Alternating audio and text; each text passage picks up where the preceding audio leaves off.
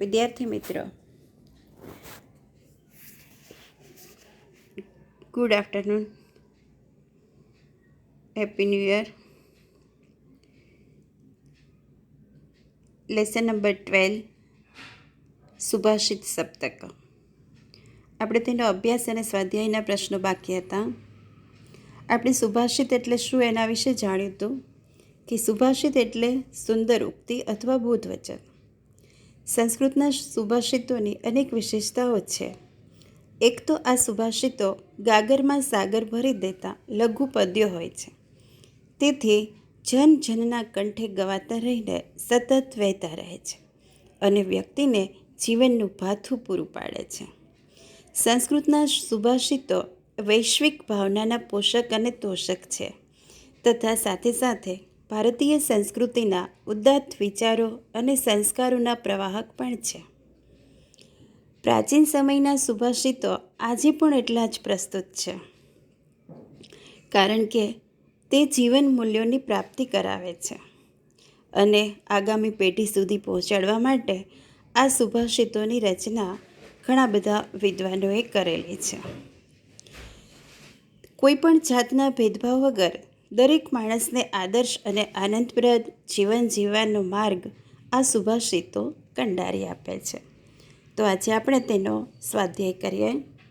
પ્રશ્ન નંબર 1 છે, વિકલ્પેભ્યઃ સમુચિતમ ઉત્તરમ ચિનુતા. પ્રશ્ન નંબર 1, પુંસામ શ્રેયસી કા. પુંસામ એટલે મનુષ્યોમાં. મનુષ્યોમાં કલ્યાણકારી શું છે? તો જવાબ છે, અહીંયા ઓપ્શન આપેલા છે, એમાંથી જવાબ છે ખ, સંહતિ. સંહતિ એટલે કે સંગઠન, એકતા. પ્રશ્ન નંબર 2, ન એક પક્ષો ડેશ પ્રયાતે. અહીંયા સંધિવાળો શબ્દ છે. ન હિ એક પક્ષ. હિ એટલે ખરેખર. ખરેખર એક પાંખથી શું ઉડી શકતું નથી? તો ઓપ્શન છે અહીંયા રથઃ, અશ્વઃ, વિહગઃ, મત્સ્ય. તો આન્સર છે એનો વિહગઃ એટલે કે પક્ષી. પ્રશ્ન નંબર 3, મેઘ સમમ કિમ ન અસ્તિ. મેઘ સમમ એટલે કે વરસાદ જેવું શું નથી? તોયમ બલમ તેજઃ ધાન્યમ. તો એનો જવાબ છે તોયમ. મેઘ સમમ તોયમ ન અસ્તિ. પ્રશ્ન નંબર 4, કુલ સદ્મની કહ દીપઃ. તો એનો જવાબ છે સત્પુત્ર.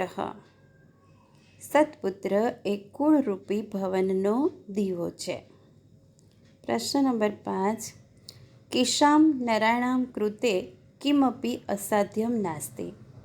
કયા માણસો માટે કાંઈ પણ અસાધ્ય એટલે કે અશક્ય નથી? તો એનો જવાબ છે સોત્સાહનામ. સ પ્લસ ઉત્સાહનામ. જે ઉત્સાહી લોકો છે એના માટે કાંઈ પણ અસાધ્ય નથી. પ્રશ્ન નંબર 6, વિહગઃ શબ્દસ્ય પર્યાય શબ્દ કહ. પર્યાય એટલે સમાનાર્થી. પક્ષી શબ્દનો વિહગ શબ્દનો પર્યાય કયો છે? તો અહીંયા આપેલું છે ખગઃ. અહીંયા વિટપઃ એટલે ડાળી, એનો સમાનાર્થી શબ્દ છે શાખા. તથાપિ, તથા પ્લસ અપી અવ્યય છે. એક પક્ષઃ એટલે એક પાંખથી. તો અહીંયા વિહગનો પર્યાય શબ્દ છે ખગઃ. ખગઃ, વિહગઃ બંને સમાનાર્થી શબ્દ છે. પ્રશ્ન નંબર 7, આ પાઠમાં પાણી માટે કયો શબ્દ વપરાયો છે? અહીંયા જેટલા ઓપ્શન આપેલા છે એ બધાનું સમાનાર્થી શબ્દ પાણી છે. તોયમ, વારી, જલમ, સલિલમ. પણ આ કાવ્યની અંદર, આ શ્લોકોની અંદર જે શબ્દ વપરાયો છે તે આપણે શોધવાનો છે, એટલે એનો જવાબ છે તોયમ. પ્રશ્ન નંબર 2, એક વાક્યેન સંસ્કૃત ભાષાયા ઉત્તરમ લેખત. એક વાક્યમાં સંસ્કૃતમાં જવાબ લખો. પ્રશ્ન નંબર 1, કાની પંચ શનૈઃ શનૈઃ ભવન્તિ. કયા 5 ધીરે ધીરે થાય છે? તો જવાબ છે પંથાઃ, કંથાઃ, પર્વતલંઘનમ, વિદ્યા વિત્તમ ચ એતાની પંચ શનૈઃ શનૈઃ ભવન્તિ. શબ્દ શ્લોકમાં આપેલા જ છે આ બધા શબ્દો. પંથાઃ, કંથા, પર્વતલંઘનમ, વિદ્યા, વિત્તમ. એટલે કે રસ્તો, ધીમે ધીમે રસ્તો કપાય છે, આપણે એનું ભાષાંતર કર્યું. કંથા એટલે ગોદડી સિવાય છે, પર્વત ઓળંગાય છે, વિદ્યા મળે છે અને ધન મળે છે. આ બધું ધીરે ધીરે થાય છે. પ્રશ્ન નંબર 2, કીદૃશઃ તંડુલાઃ ન પ્રરોહન્તિ. તંડુલાઃ એટલે ચોખાના દાણા. કેવા ચોખા ઉગતા નથી. પ્રરોહન્તિ એટલે ઉગતા નથી. તો એનો જવાબ છે તુષ્યૈઃ પરિભ્રષ્ટાઃ તંડુલાઃ ન પ્રરોહન્તિ. તુષ્ય એટલે ફોતરા. ફોતરાઓથી અલગ થયેલા ચોખાના દાણા ઉગતા નથી. પ્રશ્ન નંબર 3, ખન્યમાનાઃ ભૂમિ કિમ દદાતિ. પૃથ્વીને ખોદવામાં આવે તો તે શું આપે છે? તો જવાબ છે ખન્યમાના ભૂમિ તોયમ દદાતિ.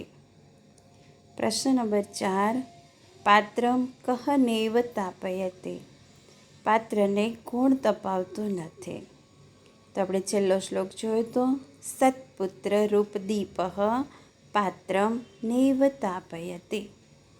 સત્પુત્ર રૂપઃ દીપઃ, સત્પુત્ર રૂપી દીવો એ પાત્રને તપાવતો નથી. સત્પુત્ર રૂપઃ દીપઃ પાત્રમ નૈવ તાપયતે. પ્રશ્ન નંબર 3, રેખાંકિત પદાની આધૃત્ય પ્રશ્નવાક્યમ રચયત. પ્રશ્નવાક્ય બનાવો. પહેલું છે ખન્યમાના ભૂમિ તોયમ દદાતિ. જેની નીચે અંડરલાઇન કરેલી છે એ શબ્દની જગ્યાએ આપણે પ્રશ્નસૂચક શબ્દનો ઉપયોગ કરવાનો છે. તો એનો જવાબ છે, અને આખા વાક્યમાં લખવાનો છે ખન્યમાના ભૂમિ કિમ દદાતિ. તોયમની જગ્યાએ કિમ. પ્રશ્ન 2, સત્પુત્ર દ્રવ્યાવસાન સમયે ચલતામ ન ધત્તે. સત્પુત્ર એ દ્રવ્ય ખતમ થઈ જવાના સમયે ચાલી જતો નથી. તો દ્રવ્ય અવસાન સમયે છે એની નીચે અંડરલાઇન છે, તો એની જગ્યાએ કદા. સત્પુત્ર કદા ચલતામ ન ધત્તે. ત્રીજો પ્રશ્ન, એક પક્ષો વિહગઃ ન પ્રયાતિ. વિહગઃ નીચે અંડરલાઇન છે, તો એની જગ્યાએ શબ્દ આવશે કહ. પ્રશ્ન નંબર 4, વર્ગ સહિતમ અનુનાસિક પદમ લેખત. ઉદાહરણ આપ્યું છે પંડિત. આપણે પહેલાં વર્ગ કર્યા હતા, વ્યાકરણ કર્યા ત્યારે. તો કચટ તપ વર્ગ અને એના અનુનાસિક. અનુનાસિક એટલે કે પાંચમો શબ્દ. તો ક, ચ, ટ, ત અને પ આ એ વર્ગ છે, અને એ વર્ગના જે પાંચમા અક્ષર છે એને અનુનાસિક કહેવામાં આવે છે. તો આપણે પહેલાં પણ જોયું હતું કે પંડિત શબ્દ છે તો પ ઉપર ડોટ છે, એટલે એના પછીનો જોવાનો અક્ષર તો ડ. તો ડનો અનુનાસિક એટલે ટ, ઠ, ડ, ઢ, ણ, એટલે એની નીચે ણ થયો, પણ ટ વર્ગ એને કહેવાય. તો એવી રીતે લંઘનમમાં લ ઉપર ડોટ છે અને એના પછીનો શબ્દ ઘ છે. તો ઘનો પાંચમો અક્ષર કયા વર્ગમાં આવશે પહેલાં તો એ જોવાનું. ક વર્ગમાં આવે, ક, ખ, ગ, ઘ, લંઘનમ. તો લ ની ઉપર ડોટ છે એના પછી ઘ, તો ઘનો અનુનાસિક ક, ખ, ગ, ઘ ને અંગ, એટલે કહેવાય ક વર્ગ, અને એનું અનુનાસિક થાય અંગ. એના પછી પંચ લખેલું છે, પ ઉપર ડોટ છે, એટલે એના પછીનો શબ્દ જોવાનો ચ. તો ચનો અનુનાસિક ચ વર્ગનો ચ, છ, જ, ઝ ને ય, એટલા માટે ચ વર્ગનો અનુનાસિક થશે ય, એટલે કે પંચ આ રીતે લખાશે. એના પછી બંધુ શબ્દ છે, બ ઉપર ડોટ છે, એના પછી ધ, એટલે ધ શેમાં આવશે તો ત વર્ગમાં, ત, થ, દ, ધ, ન, એટલે ડોટની જગ્યાએ ન થશે અને ત વર્ગ કહેવાશે. તંડુલહ છે તો ત ઉપર ડોટ છે ને એના પછી ડ છે, તો ડનો અનુનાસિક ટ વર્ગનો ઠ ડ ઢ ણ એટલે ણ થશે, એટલે લખાશે ટ વર્ગ અને અડધો ણ તંડુલહ. આ રીતે અનુનાસિક પદોનો પણ ઉપયોગ આપણે પહેલાં પણ શીખ્યા હતા. પ્રશ્ન નંબર 5 જોઈએ. શ્લોક પૂર્તિમ કુરુત. આ બંને શ્લોકો પાકા કરવાના છે અને આ બંને શ્લોકો શ્લોક પૂર્તિ માટે પણ પૂછાશે. તો પહેલું છે શનેહી પંથા, એટલે કે શ્લોક નંબર 12મા ચેપ્ટરનો પહેલો શ્લોક. અને બીજું છે નાસ્તિ મેઘ સમમ તોયમ. નાસ્તિ મેઘ સમમ એ શ્લોક નંબર છે 4થો.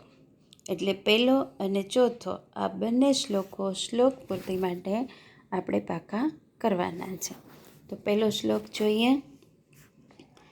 શનેહી પંથા શનેહી કંથા શનેહી પર્વત લંઘનમ શનૈર્વિદ્યા શનૈર્વિત્તમ પંચેતાની શનૈ શનૈ. ફરી એકવાર જોજો. શનેહી પંથા શનેહી કંથા શનેહી પર્વત લંઘનમ શનૈર્વિદ્યા શનૈર્વિત્તમ પંચેતાની શનૈ શનૈ.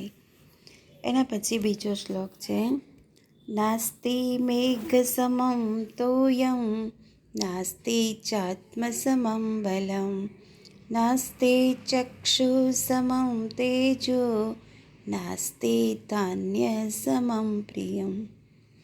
ફરીવાર બીજો શ્લોક. નાસ્તિ મેઘ સમમ તોયમ નાસ્તિ ચાત્મ સમમ બલમ નાસ્તિ ચક્ષુ સમમ તેજો નાસ્તિ ધાન્ય સમમ પ્રિયમ. આ રીતે બંને શ્લોકો આપણે પાકા કરવાના છે. ગાઈને કરશો તો ઝડપથી યાદ રહી જશે. એના પછી પ્રશ્ન નંબર 6 માતૃભાષયા ઉત્તરમ લિખતા. માતૃભાષામાં ઉત્તર લખો. પહેલો પ્રશ્ન છે 5 અક્ષય નિધિ કયા કયા છે? તો આપણે જોયું શ્લોકમાં કે ચારિત્ર્ય, શૂરવીરતા, ઉદ્યમશીલતા, પંડિતાઈ અને સારા મિત્રોનો સંગ્રહ આ 5 અક્ષય નિધિ છે. પ્રશ્ન નંબર 2 એક પાંખ વડે પક્ષી ઉડી શકતું નથી એ કથન દ્વારા કવિ શું કહેવા માગે છે? જવાબ. અહીંયા કવિ આપણને સમજાવે છે કે પક્ષી એક પાંખથી ઉડી શકતું નથી, તેને ઉડવા માટે બંને પાંખો જોઈએ. એવી જ રીતે વિદ્વાન થવા માટે વ્યક્તિમાં સત્ય, તપ, જ્ઞાન, અહિંસા અને વિદ્વાનોને પ્રણામ કરવા તેમજ સારું ચારિત્ર્ય જેવા ગુણો હોવા જોઈએ. જો આમાંથી એક પણનો જો અભાવ હોય તો તે વિદ્વાન બની શકતો નથી.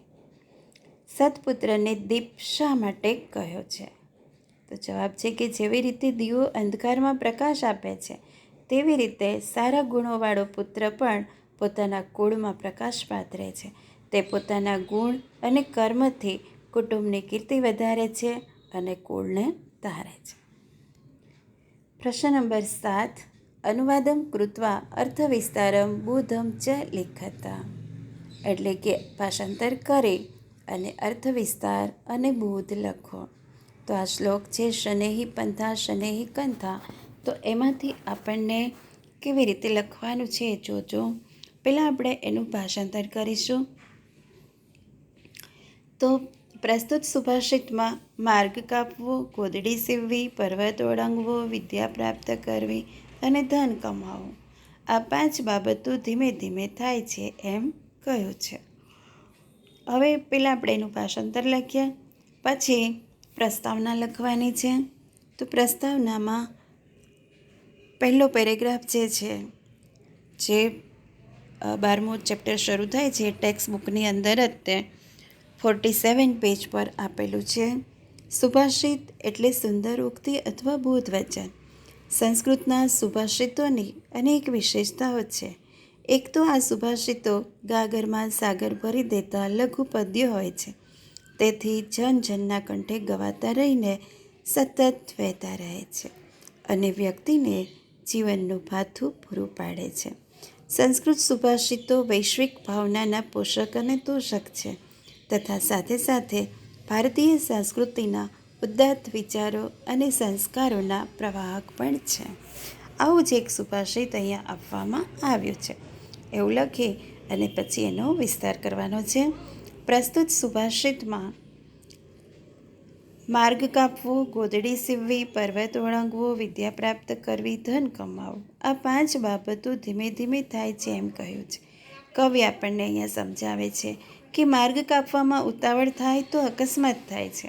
ગોદડી બનાવવા પણ ધીરજ રાખવી પડે. પર્વત પણ સાવચેતીથી ઓળંગવાનો હોય છે.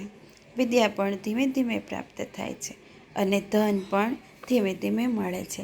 રાતોરાત કોઈ પૈસાવાળું બની જતું નથી. તો પ્રસ્તુત સુભાષિતમાં તો આપણે પણ ધીમે ધીમે કામ કરવું જોઈએ, ઉતાવળ કરવી જોઈએ નહીં. તો એનો બોધ છે, માણસ ધીરજ રાખીને મહેનત કરી દરેક કાર્ય કરવું જોઈએ કોઈ પણ માણસે, તો જ તેને સફળતા મળે છે. બીજું છે, સોત્સાહનામ નાસ્તિ અસાધ્યમ નરાણામ માર્ગરબ્ધાઃ સર્વયત્નઃ ફલંતિ. ઉત્સાહી મનુષ્ય માટે કાંઈ અસાધ્ય નથી. સાચી દિશામાં શરૂ કરેલા બધા જ પ્રયત્નો સફળ થાય છે. એટલે પહેલાં એ ભાષાંતર લખવાનું છે. પછી એના વિસ્તાર માટે પહેલો પેરેગ્રાફ મેં તમને કીધો છે, ગુજરાતીમાં લખેલો છે એ, જેમ કે સુભાષિત એટલે સુંદર ઉક્તિ અથવા બોધ વચન. સંસ્કૃતના સુભાષિતોની અનેક વિશેષતાઓ છે. એક તો આ સુભાષિતો ગાગરમાં સાગર ભરી દેતા લઘુ પદ્યો હોય છે. તેથી જનજનના કંઠે ગવાતા રહીને સતત વહેતા રહે છે અને વ્યક્તિને જીવનનું ભાથું પૂરું પાડે છે. બીજું, સંસ્કૃત સુભાષિતો એ વૈશ્વિક ભાવનાના પોષક અને તોષક છે તથા સાથે સાથે ભારતીય સંસ્કૃતિના ઉદાત્ત વિચારો અને સંસ્કારોના પ્રવાહક પણ છે. આટલું લખી અને પછી એનો અર્થ વિસ્તાર કરવાનો. આ સુભાષિતમાં કહ્યું છે કે ઉત્સાહી લોકોને માટે કશું જ અશક્ય નથી. જો સાચી મહેનત અને ઉત્સાહથી કાર્ય કરવામાં આવે તો જરૂર સફળતા મળે છે. એ માટે ઉદાહરણ આપતા કવિ કહે છે કે જો લાકડાને ઘસવામાં આવે તો ચોક્કસ અગ્નિ પ્રગટે છે. ખોદવામાં આવતા જમીન પાણી આપે છે. ઉત્સાહી વ્યક્તિ બધું જ મેળવી શકે છે. આળસુ માણસ કશું જ મેળવી શકતો નથી. તો બોધ છે, સફળતા મેળવવા માટે આપણે ઉત્સાહથી અને મહેનતથી કાર્ય કરવું જોઈએ. સફળતા ચોક્કસ મળશે જ. ટૂંકમાં કહીએ તો પરિશ્રમ એ જ પારસમણી છે. તો આ રીતે આપણે આ બંને અર્થ વિસ્તારો પણ લખવાના છે. ફેરબુકમાં જ આપણે આખો સ્વાધ્યાયના પ્રશ્નોની જે ચર્ચા કરી એ આખા જ પ્રશ્નના બધા જ જવાબ ફેરબુકમાં લખવાના છે અને એની સાથે ટિપ્પણના શબ્દો જેટલા હું બોલું અત્યારે એ તમારે લખવાના છે. જેમ કે પેજ નંબર 48 ઉપર ટિપ્પણ આપેલી છે. એમાં પુલ્લિંગ શબ્દોમાં પંથાહા એટલે કે રસ્તો, નિધિ ભંડાર અથવા ખજાનો, તુષઃ ડાંગર ઉપરનું છોતરું, તંડુલઃ ચોખા, વિહગઃ પક્ષી, મલઃ કચરો. સ્ત્રીલિંગ શબ્દોમાં કંથા એટલે કે ગોદડી, ચિથરાથી બનાવેલી ગોદડી, સંહતિ એટલે કે સંગઠન અથવા એકતા. નપુંસકલિંગ શબ્દોમાં શીલમ એટલે ચારિત્ર્ય, તોયમ એટલે પાણી. વિશેષણમાં મથ્યમાન એટલે મથવામાં આવતું અને ખન્યમાન એટલે ખોદાતું. અવ્યય છે શનૈઃ એટલે ધીમે ધીમે. એના પછી વિશેષમાં શ્રેયસી, બીજી લાઈનમાં આપેલો શબ્દ છે. શ્રેયસી એટલે કલ્યાણકારી. પુંસામ એટલે મનુષ્યોનું. પરિભ્રષ્ટાઃ એટલે છૂટા પડેલા. એના પછીનો શબ્દ છે પ્રયાતિ, ત્રીજી લાઈનમાં. પ્રયાતિ એટલે જાય છે. પ્રસૂતે ઉત્પન્ન કરે છે. અને લાસ્ટ શબ્દ છે કુલ સદ્મની એટલે કે કુળરૂપી ભવનમાં. આટલા શબ્દો શબ્દાર્થ લખવાના છે. એની સાથે સ્વાધ્યાય કરવાનો છે. અહીંયા આપણે આ વિડીયો પૂરો કરીએ છીએ.